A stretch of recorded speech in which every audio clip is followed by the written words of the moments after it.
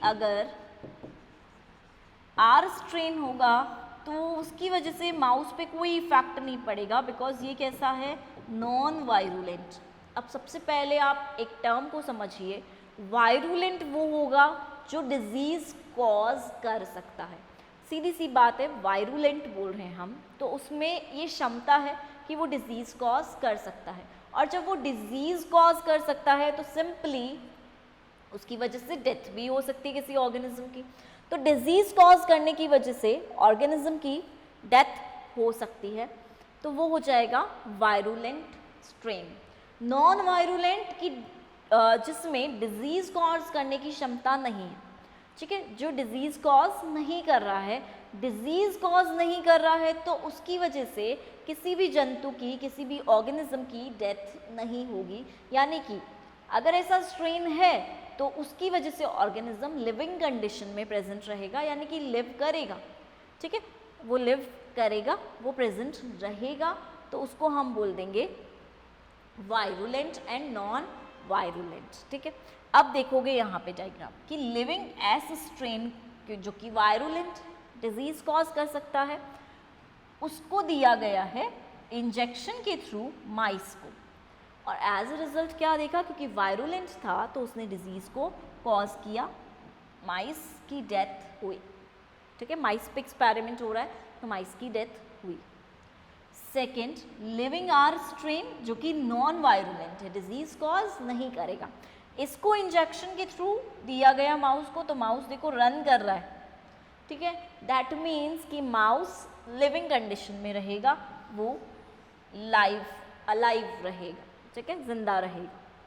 अब हमने क्या किया है, एस स्ट्रेन को ही हमने डेड कर दिया। कैसे डेड किया, हीट कर दिया, ठीक है। जब एस स्ट्रेन को हीट किया गया तो एस स्ट्रेन को हीट करने से एक चीज़ ऑब्जर्व की गई, वो चीज़ क्या थी कि इंजेक्शन देकर जब माउस में हमने उसे दिया तो माउस लिविंग कंडीशन में था, यानी कि जो वायरुलेंट स्ट्रेन था, वायरुलेंट को हमने जब हीट किया, ठीक है, वायरुलेंट स्ट्रेन को जब हीट किया गया तो हीट करते क्या हुआ, उसकी वायरुलेंस जो थी वो फिनिश हो गई,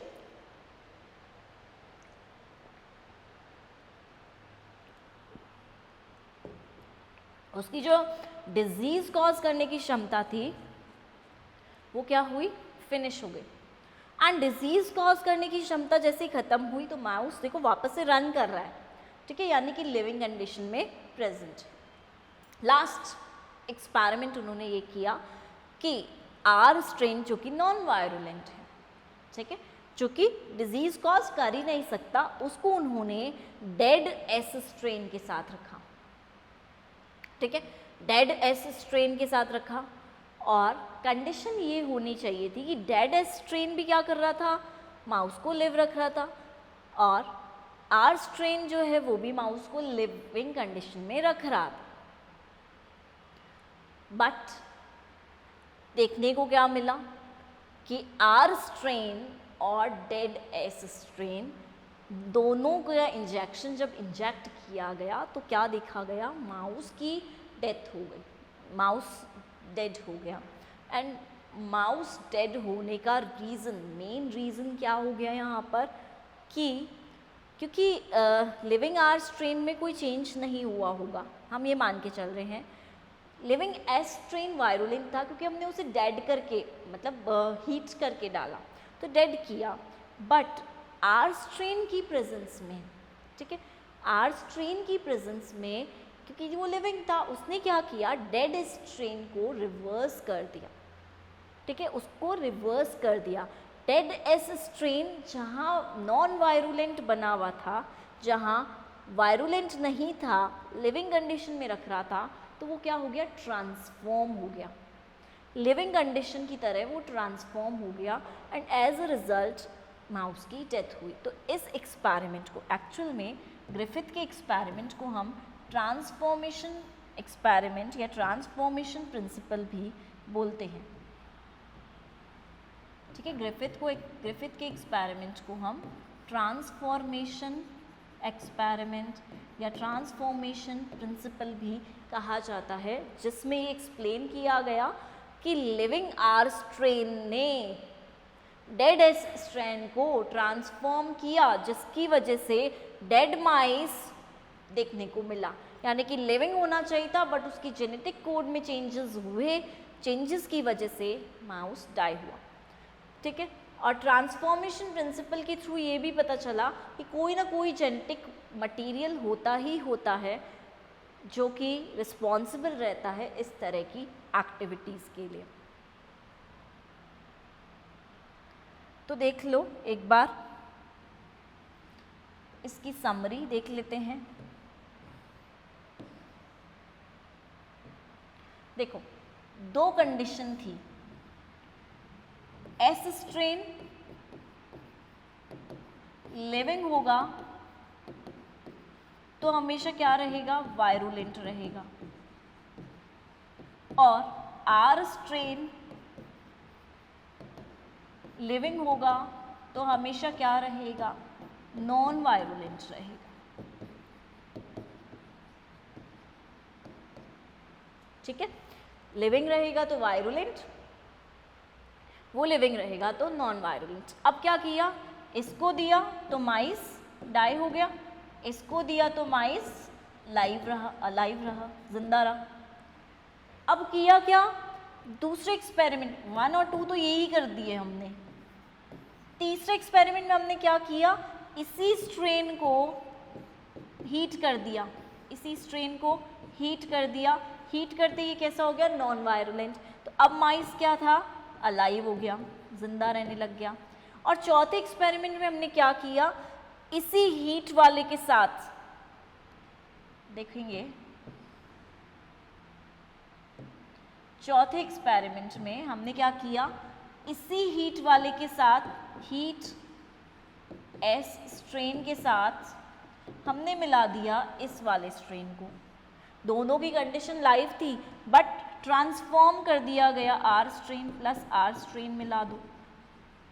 दोनों की कंडीशन लाइव थी बट उसकी वजह से माइस कैसा दिखा, हमें डाइड मिला। ठीक है, तो इस तरह से ग्रिफिथ के एक्सपेरिमेंट को परफॉर्म किया गया and as a result transformation principle बताया गया। ट्रांसफॉर्मेशन प्रिंसिपल इसलिए बताया गया कि कुछ ना कुछ ऐसा एक पार्टिकल, ऐसा सब्सटेंस, ऐसे पदार्थ उपस्थित होते हैं जो ट्रांसफॉर्म करने के लिए, चेंज करने के लिए रेस्पॉन्सिबल रहते हैं। ठीक है, तो इस तरह से इन चीज़ों को एक्सप्लेन किया गया। अब देखते हैं हम दूसरा एक्सपेरिमेंट। ग्रिफिथ के बाद दूसरा एक्सपेरिमेंट हमारा आता है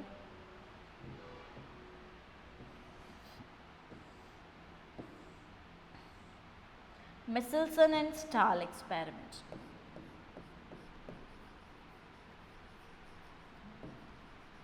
मिचेल्सन एंड स्टाल एक्सपेरिमेंट।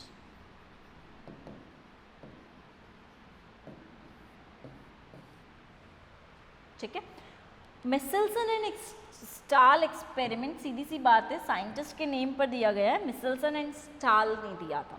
क्या किया था ये आप यहाँ देखोगे तो आपको अच्छे से समझ में भी आएगी चीज़ें। देखेंगे, बैक्टीरिया को एक नॉर्मल N14 मीडियम में, पहली बात तो यहाँ पर इन्होंने नाइट्रोजन लिए थे, नाइट्रोजन के 2 टाइप के आइसोटोप्स लिए थे, एक N14 लिया था, एक N15 लिया था। सिंपल सी चीज़ है, N14 जो है वो लाइट आइसोटोप था जिसका वेट कम था, N15 जो है वो हेवी आइसोटोप था, ठीक है, जिसका वेट ज़्यादा था। अब जब भी आइसोटोप लिया, नाइट्रोजन ले रहे हैं, तो सिंपल सी चीज़ ये होगी कि बेस जो होता है उसमें नाइट्रोजन रहता है। प्यूरीन या पिरिमिडीन की हम अगर बात करते हैं डीएनए में, तो उसमें नाइट्रोजन प्रेजेंट होता है, बिकॉज शुगर में हमें नाइट्रोजन नहीं मिलेगा, कार्बन हाइड्रोजन्स मिलेंगे, और इधर फॉस्फोरिक एसिड में हमें नाइट्रोजन नहीं मिलेगा। बट नाइट्रोजन कहाँ होता है, प्यूरीन और पिरिमिडीन में, तो वहाँ N प्रेजेंट रहता है। तो N जब वहाँ पर प्रेजेंट रहता है तो देखना, इम्पॉर्टेंट चीज़ देखना कि जब N प्रेजेंट रहता है तो N या तो 14 के फॉर्म में प्रेजेंट रहेगा या फिर 15 के फॉर्म में, दो अलग अलग फॉर्म में आइसोटोप्स हो सकते हैं। मैंने बोल दिया N14 लाइट आइसोटोप है, N15 हैवी आइसोटोप है। तो जब इनके कॉम्बिनेशंस से स्ट्रक्चर्स बनेंगे तो 3 तरीके से बन सकते हैं ना डीएनए। जब इनको इनकॉर्पोरेट किया जाएगा तो N14 N14 बन सकता है, ठीक है।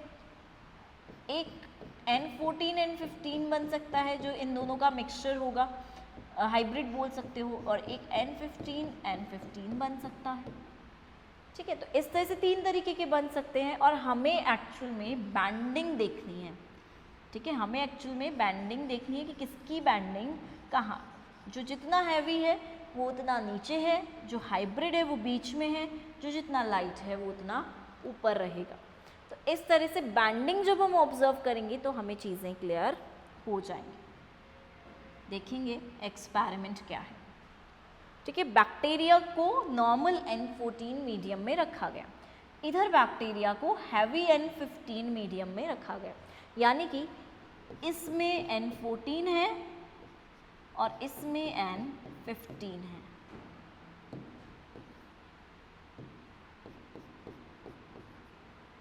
ठीक बात है, एक में N14 एक में N15। अब हमने क्या किया, इस डीएनए को सीजियम क्लोराइड, CaCl का मतलब होता है सीजियम क्लोराइड,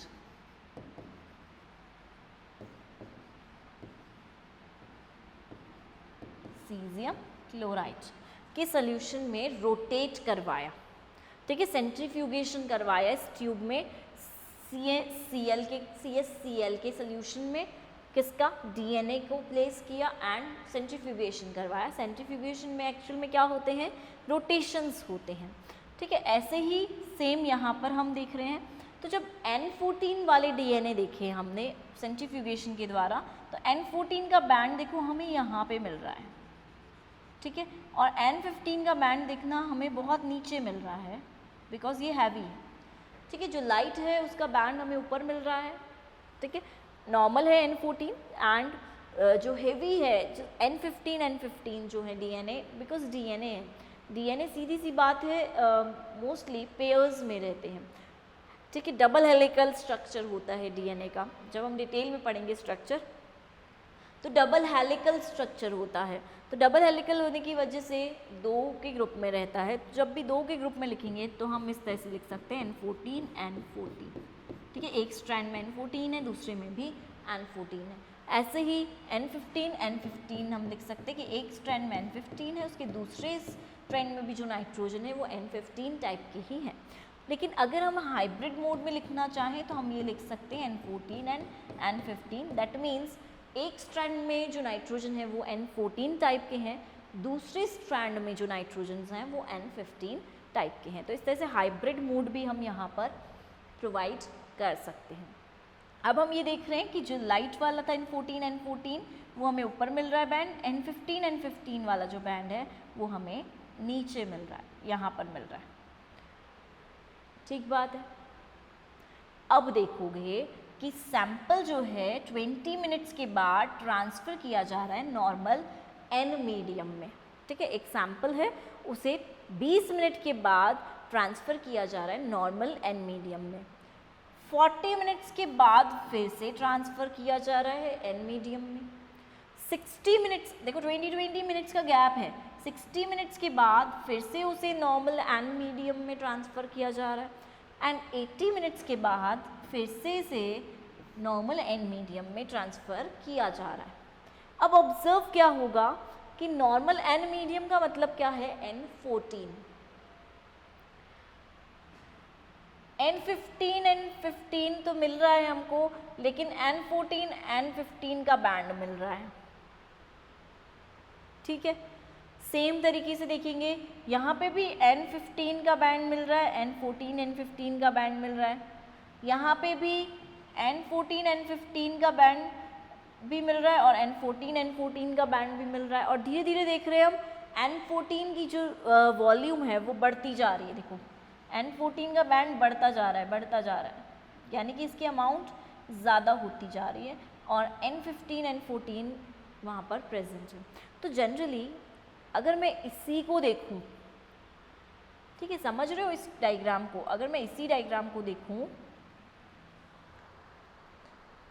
तो ये क्या कहना चाह रहा है कि हर मिनट्स 10 या 20 मिनट्स के डिफरेंस से जब हम सैंपल को दे रहे हैं बैक्टीरिया को, ठीक है, तो उसमें रेप्लिकेशन देखने को मिल रहा है एंड रेप्लिकेशन की वजह से बैंड की जो विड्थ है वो ज़्यादा बन रही है, दैट मीन्स मटेरियल बन रहा है।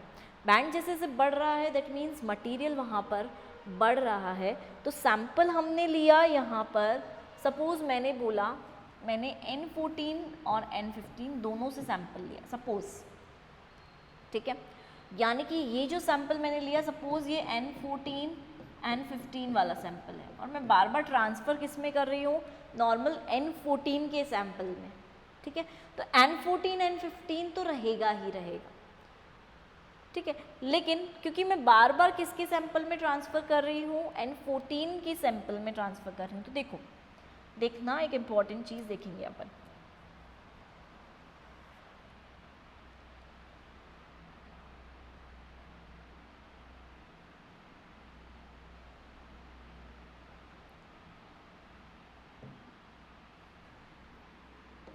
यहाँ देखो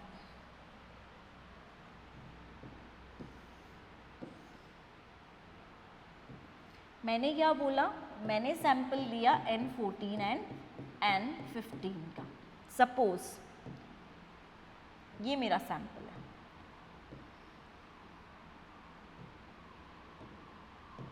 हाइब्रिड मोड है ना, तो ये मेरा सैंपल है।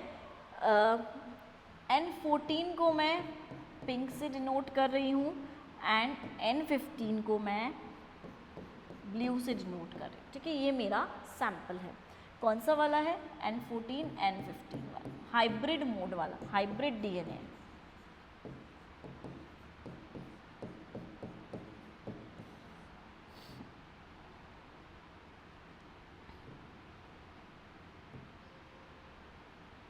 तो देखोगे जब इस सैंपल को मैंने 20 मिनट्स के बाद दिया, ठीक है, 20 मिनट्स के बाद देखा दिया, तो मैंने क्या देखा यहाँ पर कि N15 है एंड N14 है, ठीक है। सैंपल में कैसा रख रही हूँ, मतलब मीडियम कैसा रख रही हूँ, N15 ही रख रही हूँ, तो ठीक है, मैंने इस तरह से देखा। बट आफ्टर सॉरी मीडियम मेरा N14 ही रहेगा, नॉट N15, नॉर्मल मीडियम में रख रही हूँ ना, तो N14 ही मेरा मीडियम रहेगा। तो इस तरह से देखा, तो बैंड हमें सिर्फ कौन सा मिला, N14 N15 वाला, ठीक है। अभी आफ्टर 20 मिनट्स के बाद 40 मिनट्स हो जाएंगे, तो 40 मिनट्स पे मीडियम में अगेन वही रख रही हूँ मेरा नॉर्मल N14, तो N14 मीडियम रखते हुए ये तो सेपरेट होगा ही, देखो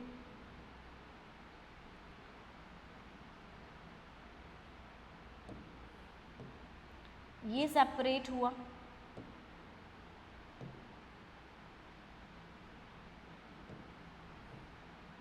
ठीक है, लेकिन मीडियम मेरा कैसा है, N14, तो N14 मीडियम होने की वजह से ये नया जो बनेगा वो 14 ही बनेगा, और इसमें भी नया जो बनेगा वो कैसा बनेगा, N14, क्योंकि मीडियम मेरा N14 ही है। तो मुझे अब बैंड मिलेगा N14 N14 और N14 और N15 दोनों बैंड्स मिलेंगे, देखो देखते जाओ, ये रहा, ठीक है। 20 मिनट्स के बाद सिर्फ मुझे एक ही बैंड मिला था, देखेंगे सिर्फ एक ही बैंड मिला, ये रहा N14 एंड N15 का, क्योंकि वहाँ पर रेप्लिकेशन नहीं हुआ।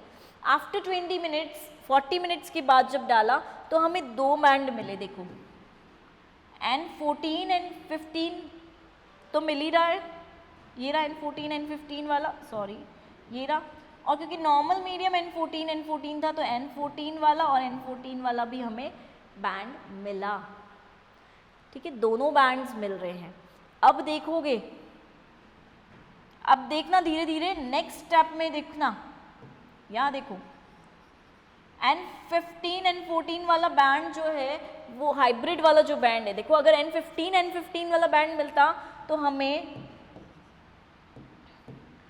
ये हाइब्रिड है, इस हाइब्रिड के नीचे मिलेगा अगर हैवी वाला मिल रहा है, तो हैवी वाले तो बैंड्स ही नहीं मिल रहे हमें पूरे, इससे नीचे तो हमें कुछ भी नहीं मिल रहा, बट धीरे धीरे जैसे जैसे टाइम बढ़ा रहे हैं हमें इस बैंड में इंक्रीज मिल रहा है, N14 वाले बैंड में हमें धीरे धीरे इंक्रीज मिल रहा है। तो देखो ये हो गया। अब आफ्टर कुछ मिनट्स देखोगे 40 मिनट्स मतलब अब आफ्टर वापस से 20 मिनट्स एक्स्ट्रा, 40 के बाद अब हम देखेंगे 60 मिनट्स पे। ये जो 4 है ना, इन्हीं स्ट्रैंड्स को देखो, मीडियम हमें सेम ही रखना है, N14 मीडियम में ही रखा जा रहा है। तो ये चारों जो स्ट्रैंड्स हैं इनको हम सेपरेट कर लेते हैं। ये स्ट्रैंड, एक ये स्ट्रैंड, एक ये स्ट्रैंड, और चौथा स्ट्रैंड हमें जो मिला था वो था ये वाला। ठीक है, अब मैं बोल रही हूँ रेप्लिकेशन में गया, रेप्लिकेशन में जाते ही ये सेपरेट तो हो गए, चारों सेपरेट हो गए, बट मीडियम कैसा है हमारे पास N14। तो अब जो नए स्ट्रैंड्स ऐड होंगे N14 वाले ही होंगे, तो N14 वाले ऐड होते जाएंगे और एक ही हमारे पास बचेगा N15। इसलिए बैंड की जो लेंथ है, पहले सिर्फ हमें इसका एक बैंड मिल रहा था, अब हम इसे बैंड की जो साइज है वो बढ़ेगी। ठीक है, बैंड की जो विड्थ है वो बढ़ेगी बिकॉज ज़्यादा बन रहे हैं। अब देखो 4 DNA बने, अब 4 से कितने बनेंगे, 8, डबल होते हैं ना भाई, हमने यही बोला 1 से 2, 2 से 4 बन रहे हैं, अब 4 से 8 बनेंगे, तो 8 बनेंगे तो 3 तो ऐसे सेपरेट होंगे, चौथा हाइब्रिड वाला सेपरेट होगा। देखो वापस से देख लो, सॉरी वापस से देख लो, आफ्टर 80 मिनट्स, ठीक है 20 मिनट्स और एक्सटेंड किए हैं तो रेप्लिकेशन में जा रहा है, 20 मिनट्स का टाइम ले रहा है वो रेप्लिकेशन के लिए, मीडियम हमारा N14 ही रहेगा।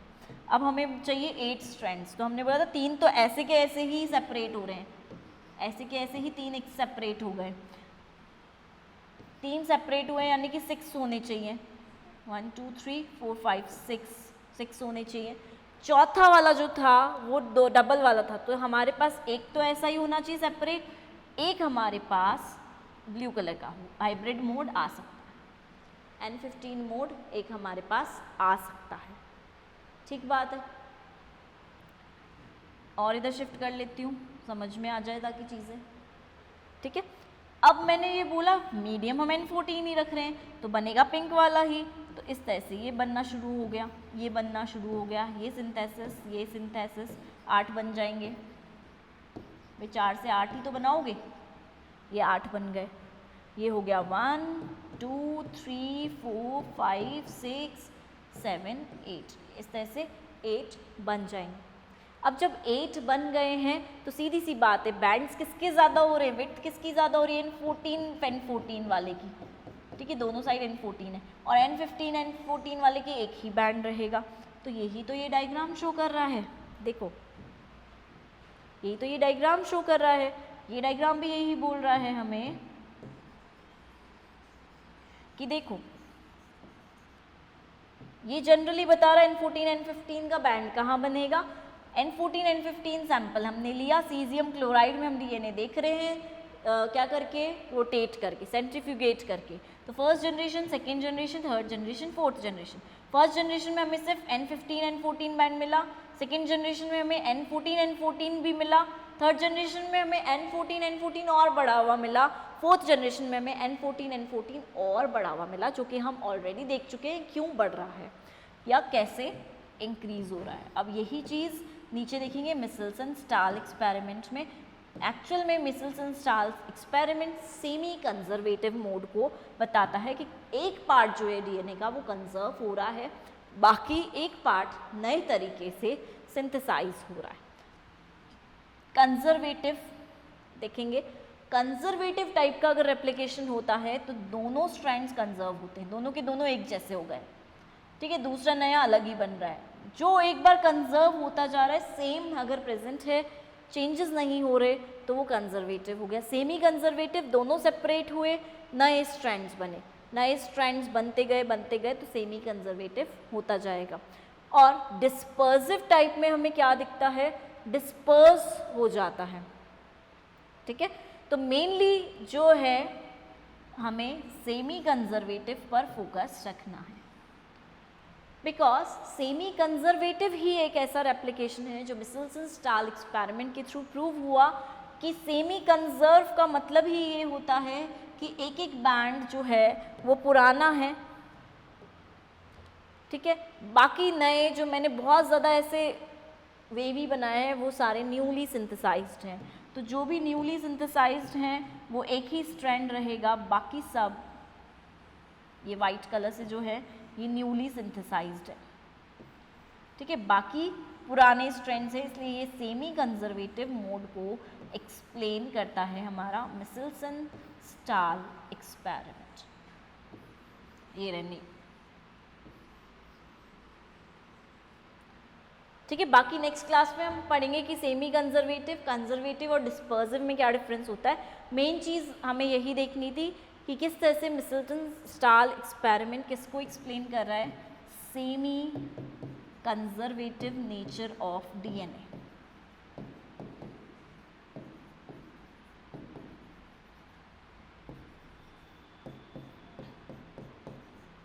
ठीक है, हाफ पार्ट कंजर्व हो रहा है, उसी नेचर को ये एक्सप्लेन कर रहा है। अदरवाइज बाकी स्ट्रैंड सारे न्यू बनेंगे। और ये चीज़ आपको क्लियर हो चुकी है बैंड की साइज़ में भी क्यों डिफरेंस है, बिकॉज इसकी साइज़ बढ़ती जा रही है, ठीक है। ये वाले जो N14 हम बना रहे हैं, ये N14 वाले जो हम बना रहे हैं, इनकी जो विड्थ है वो धीरे धीरे बढ़ेगी इस बैंड की, और विड्थ बढ़ने की वजह से अपन बोल सकते हैं कि उसकी लेंथ या उसकी साइज या उसका नंबर इंक्रीज हो रहा है। ये एक ट्यूब है जिसके अंदर सीजियम क्लोराइड भरा हुआ है, एंड सेंट्रीफ्यूगेशन के बाद के बैंड्स हमें मिलेंगे, ठीक है। सेंट्रीफ्यूगेशन के बाद बैंड्स मिलेंगे, तो याद रखना N14 वाला बैंड हमें यहाँ मिलेगा, ठीक है, जो कि N14 है। हाइब्रिड वाला बैंड जो है वो हमें बीच में मिलेगा, और जो हैवी वाला बैंड है N15 वाला बैंड है वो हमें यहाँ मिलेगा, N15 यहाँ पर N15 भी मिलेगा, एंड यहाँ पर हमको हाइब्रिड है बिकॉज N14 भी मिलेगा। तो सिंपली हम बोल सकते हैं कि इस तरह के बैंड्स हमको मिलेंगे। लाइट बैंड कहलाएगा ये, ठीक है, नॉर्मल नाइट्रोजन की वजह से आ रहा है, ये कहलाएगा हाइब्रिड बैंड। ये नीचे वाला जो है हमारा वो कहलाएगा हेवी बैंड, ठीक है।